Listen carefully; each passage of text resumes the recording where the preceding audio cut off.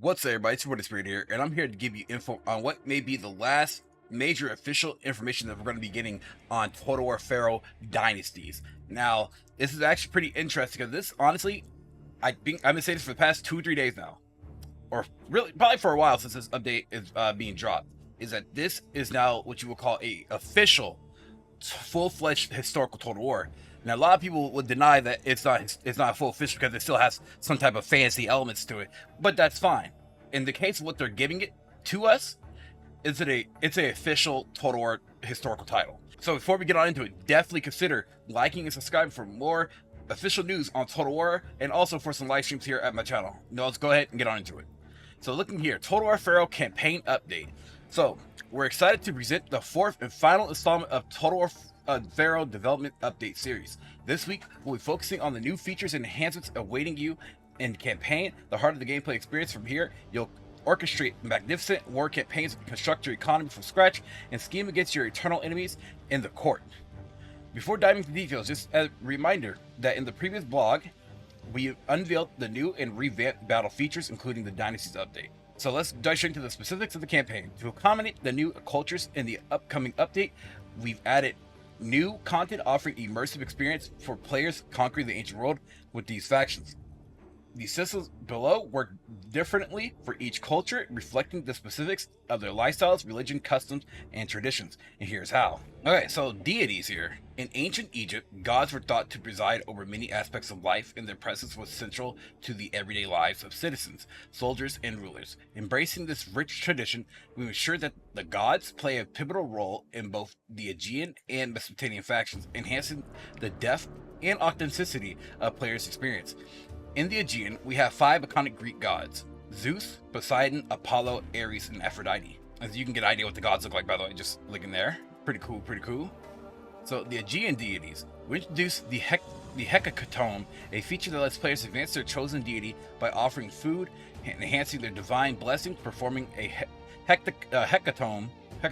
Hopefully I say that right. I'm probably butchering it. Bestows specific prayer effects on all your armies. For example, a prayer to Poseidon grants immunity to sea attrition and increased mood at the sea, while a prayer to Zeus boosts morale and reduces fatigue.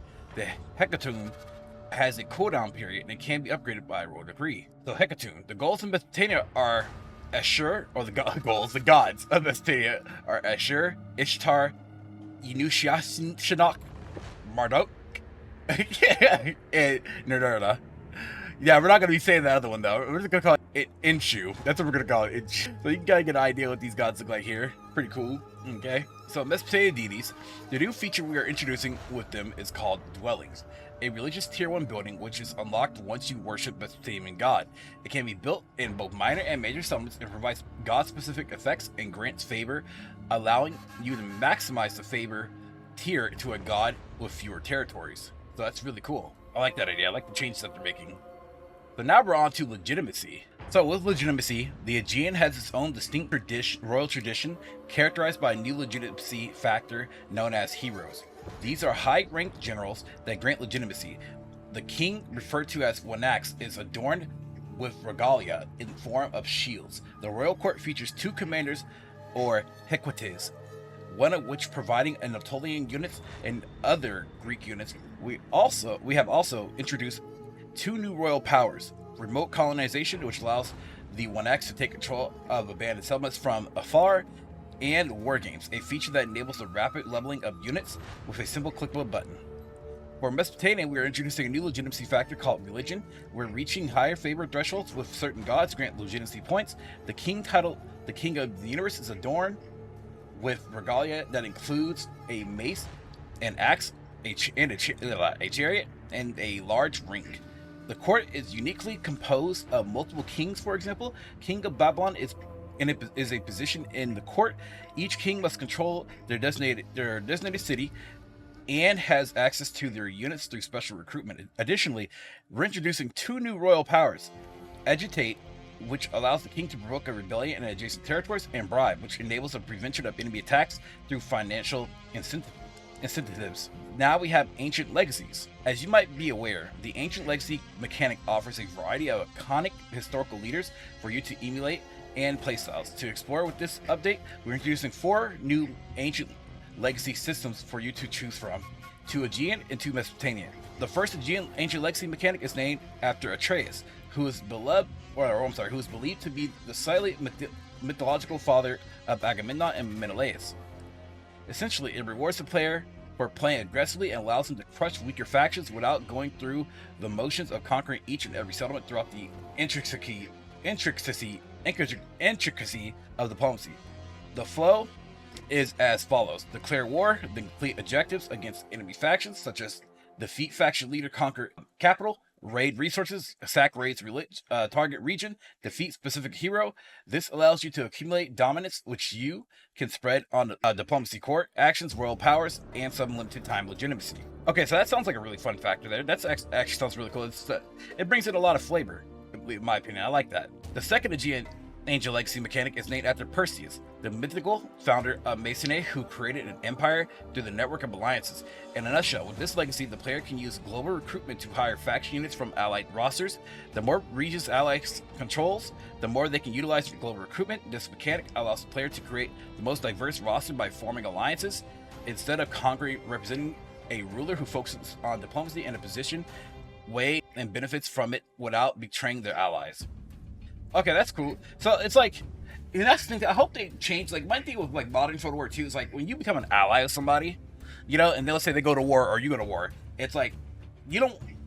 I hate the fact you're forced into their war, but it also breaks their alliance. It's like, I'll be okay to join their war if it didn't break our alliance. You get what I'm saying? So that's my thing with like modern Total War. So I hope that changes that just a bit if I'm reading into it correctly. So Mesopotamian ancient legacy mechanics, we have Sargon of Akkad, the great first ruler of the entire empire of Mesopotamia. Adopting the legacy of Sargon allows you to select two regular ambitions to unlock unique abilities in one of the following categories: builder, conqueror, diplomat, raider, overseer, strategist, and warrior. Additionally, you can choose one grand ambition, a more challenging objective that provides greater rewards, such as victory points. Okay, get an idea what this looks like here. Screenshot looks quite nice. Now, Hammurabi is the second ancient legacy mechanic for Mesopotamia, known as the king of the old Babylonian Empire, and the famous for creating a code of laws. Hammurabi's ancient legacy in the update allows players to create their own laws, a variation of the royal decrees. Each law contains a number of passive effects and requires a certain number of turns to be researched. Once the law is researched, its effects are permanently applied to the player's campaign. Whoa, that is cool. I like that. That's actually really cool. Now, this is far from everything that we include in the Dynasty update. We also introducing a few new systems that are shared amongst the different cultures. Let's have a look here. So the Dynasty system.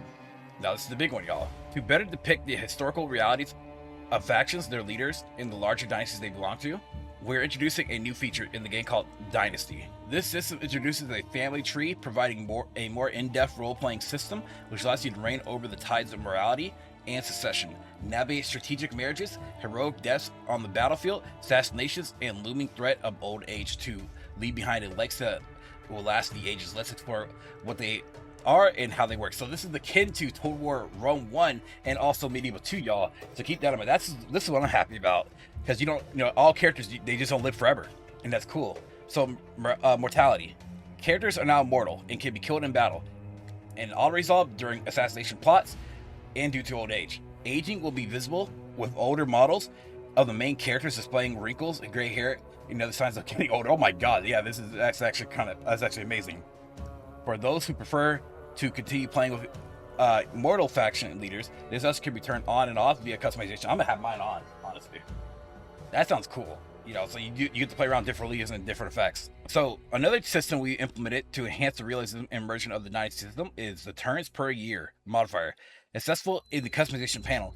This feature allows players to adjust the duration of the year in terms of game turns, offering options such as 1, 3, 6, or 12 turns per year. This flexibility enhances the dynamic nature of the gameplay within the Dynasty system.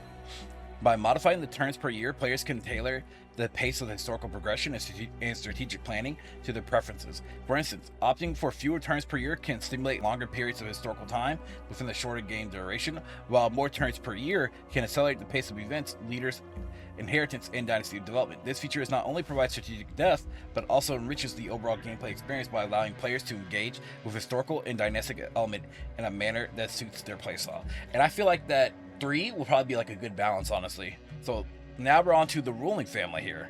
The ruling family represents the family tree of factions where players can appoint Scion characters, or Scion characters, to inherit the faction after the current leader dies. Characters can also marry each other, marry randomly generated characters, or choose spouses from other factions in the diplomacy. The dynasty system tracks all characters related by blood to their faction leader. This is relevant in several ways, including ensuring a smooth inheritance of the faction, founding a new dynasty in the royal tradition upon succession, and receiving more experience on the campaign to differentiate the general's less prestigious lineage within their faction. So yeah, they brought back the cool family tree. That's great. I like that a lot. So the dynasty tree is a streamlined representation of supreme leaders in a circle consisting of adopted leaders and immediate family members. Players who enter the dynasty through adoption and accumulate enough legitimacy can be appointed as heirs, potentially becoming the pharaoh through a peaceful process. Conversely, those who achieve pharaoh status through legitimacy wars will establish a new dynasty in the royal tradition over which to rule. There are 4 dynasties existing at 81 time, corresponding with 4 royal traditions: Egyptian, Hittite, Mesopotamian, and the Aegean, or Anagean. Okay, I like that. So that's like, it feels like that's something that's from like Rome too. I could be wrong though, but I like that. So dynasty tree screen. The dynasty system also tracks exploits of each supreme ruler from the form of deeds. These deeds are recorded and can be eventually illustrate the ruling aspect of the current dynasty, granting various tiers of effects. Additionally, each deed provides an epithet that can be equipped on the supreme leader for added flavor. Okay, yeah, I like that too. I like a lot of stuff, y'all, honestly. So diplomacy. Well, the dynasty update, we are introducing 4 new diplomatic actions. While these diplomatic actions are not essential for functionality of the overall dynasty system, they offer additional strategic immersive depth. Adoption into dynasty allows players to engage in supporting faction within the dynasty without becoming the supreme leader themselves. Additionally, it enables the expansion of a dynasty with other factions once the player ascends to the role of supreme ruler. Diplomatic and political marriages. All factions have access to diplomatic marriages, allowing you to give or request characters as spouses for your faction. Being a part of a dynasty, however, grants access to political marriages, enabling both characters to remain in their respective factions, similar to Tessera and Seti. Strategically, using these options and finding the best matches for your characters can provide significant edge in diplomacy while keeping your families populous. So legitimacy support integrates legitimacy into the economic and diplomatic systems, enabling players to gain resources or enhance diplomatic relations by bartering their battle legitimacy. It also offers a way for players to act as kingmakers, enhancing their immersive experience. Then we have forced inheritance, provides a method of players to extend their family into other factions for strategic or immersive purposes.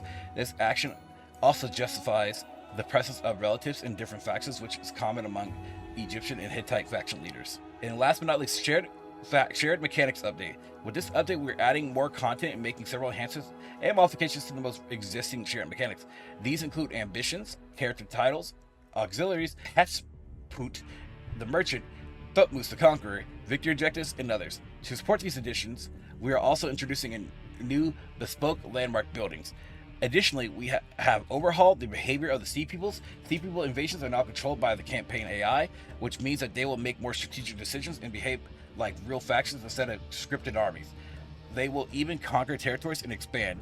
We have also added new campaign customization options, including the ability to select any ancient legacy, choose any royal power, shuffle commands, and edit base chance lethality. Additionally, players can now customize general XP, character mortality, seasons, and turns per year, as already mentioned above. So, with that said, y'all, this update is literally Total War Pharaoh's swan song, and I feel as though this is the best update to this game. I'm glad they actually rebuilt this game from the ground up, and it shows that they care. Now, they say that this is the game's last update forever, so which means that they might be going towards another, game development, Total War wise. But I hope that if this is successful, more people buy it, that they continue with more DLC in the near future and add in more territories and probably even expand the map. But if that happens, that's cool. If not, it's okay. Hopefully modders can take over and do the job for us. But let me know what you guys think about this in the comment section below. Do you guys like this update? Y'all think it's a great update for the game? Are y'all going to be picking this game up for the first time? Let me know. Thank y'all for watching. Peace out. Much love. Have a good one, y'all. If you guys enjoyed this video, please leave a like and also hit the bell notification down below. Thanks for watching.